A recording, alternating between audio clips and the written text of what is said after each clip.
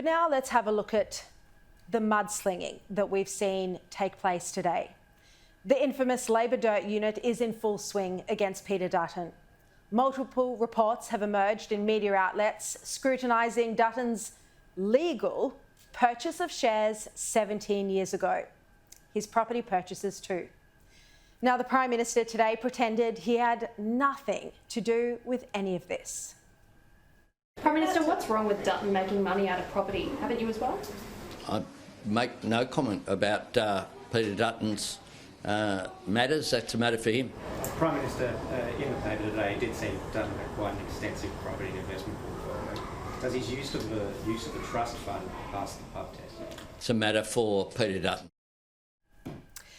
But this denial is curious because back on Friday, when Albanese was questioned about whether he'd negatively geared his Copacabana holiday house, well, he suggested the journalist examine Dutton's property portfolio.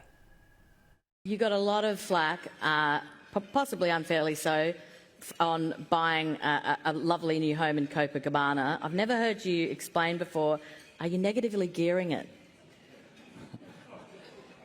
Seriously, I'll swap my property portfolio with Peter's. Yeah, so it doesn't really stack up that the Prime Minister now isn't behind this attack on Dutton's properties and wealth, given he literally raised it with a journalist while he was being filmed on Friday. And then suddenly, all of these stories have appeared this week. And Peter Dutton today, for what it's worth, he defended his record. I mean, they've trawled through every transaction of my life for, my entire adult life, and they've come up with the fact that we've bought and sold properties. Yet Labor ministers used the revelations to claim Peter Dutton didn't understand cost of living pressures. He should have declared these property transactions as he's required to do as a Member of Parliament. But secondly, I think it gives some insight into why he doesn't think that it's important that governments invest in homes. He's been able to amass a property empire of himself, and good luck to him. He's bought and sold homes. But I don't think that he should be standing in the way and threatening to cut a fund that is actually delivering homes for essential workers, for women fleeing domestic violence, for veterans. They're the people who need homes, not people like Peter Dutton and me.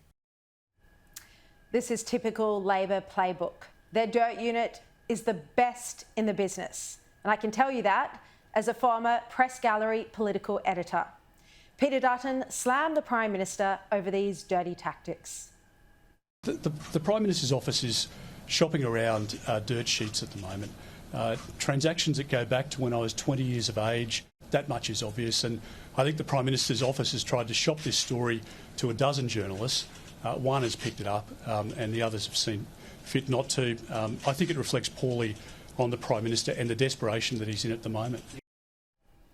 The election campaign hasn't even officially begun, but we've already seen Albanese roll out Mediscare, the same scare campaign from the 2016 election, and now a grubby attack on Peter Dutton's homes.